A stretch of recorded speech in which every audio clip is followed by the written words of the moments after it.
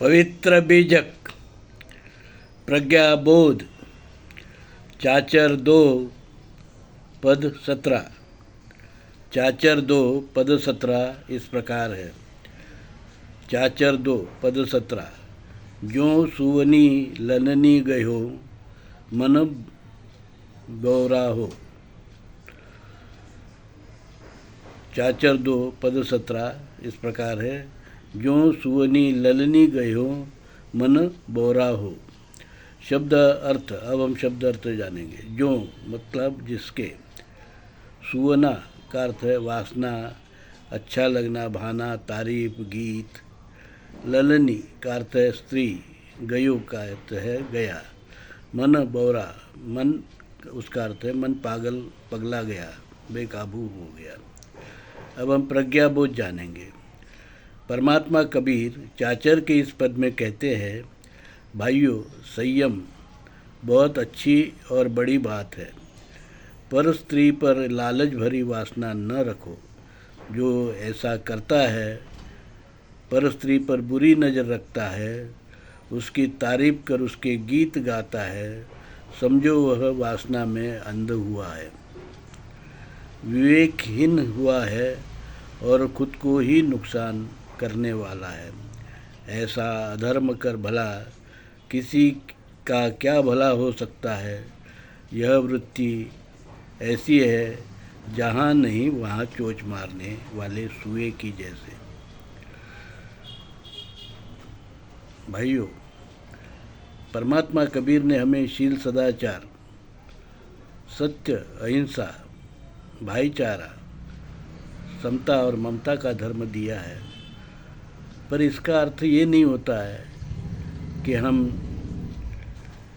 वासना, मोह, माया में अंधे हो जाकर समाज में जो जिसे दुर्व्यवहार कहा जाता है, ऐसा कोई दुर्व्यवहार करे। पर स्त्री पर बुरी नज़र रखने वाला व्यक्ति को अधर्मी कहा जाता है। अधर्म क्या है? समाज ने कुछ नीति नियम बनाए हैं। नीति नियम कोई एक दिन में नहीं बने हैं। तो समाज का जो कॉमन सेंस है, समाज ने देखा कि समाज के लिए क्या अच्छा है, क्या बुरा है।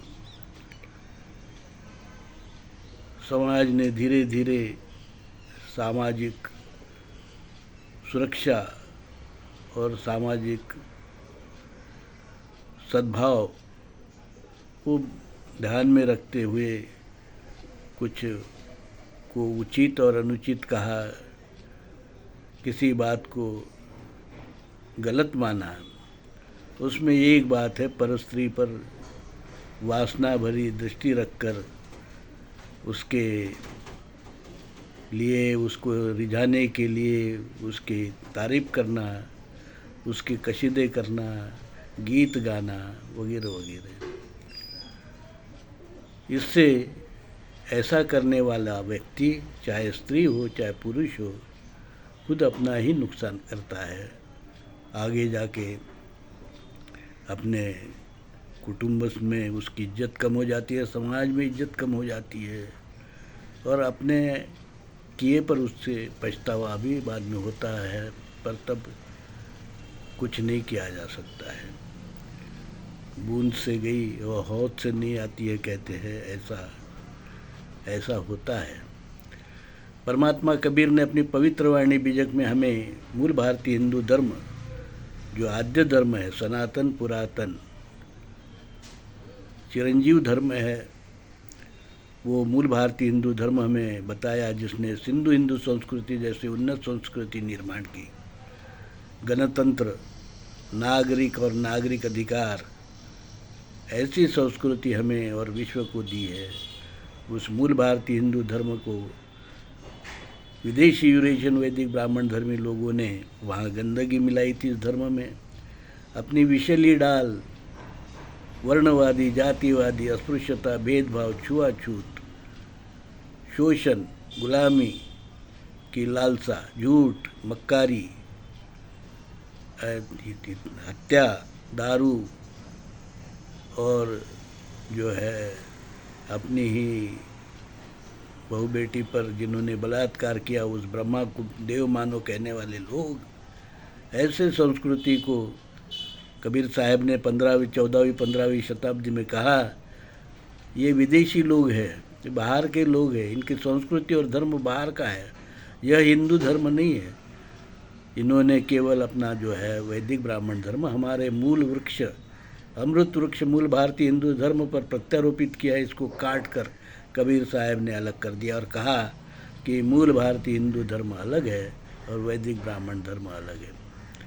डॉक्टर आम्बेडकर ने हिंदू कोड बिल बनाया, हिंदू के कानून बने, और मैं दौलत राम, धर्म विक्रमादित्य, कबीर सत्व, परमहंस दौलत राम, जगत गुरु नरसिंह, मूल भारतीय हिंदू धर्म पीठ, हिंदू धर्म विश्वपीठ कल्याण, हमने कल्याण में मूल भारतीय हिंदू धर्म का विश्वपीठ बनाया है, आद्यपीठ बनाया है। और अब जो है मूल भारतीय हिंदू धर्म एक परिपूर्ण विश्व कल्याणकारी धर्म है, जिसका एकमात्र धर्म ग्रंथ है परमात्मा कबीरवाणी पवित्र बीजक, कानून है हिंदू कोड बिल के कायदे, और विश्वपीठ है मूल भारतीय हिंदू धर्म विश्वपीठ कल्याण। हमारा मानना है कि विश्व से वर्णवाद, जातिवाद, ऊंच नीच, भेदाभेद, छुआछूत आदि अधर्म और विकृति जो है इसे खत्म कर देना चाहिए ताकि विश्व का कल्याण हो। आइए इस काम में आप भी हमारे साथ में जुड़िए और विश्व कल्याण के कार्य में आपका सहयोग कीजिए। साधु साधु साधु।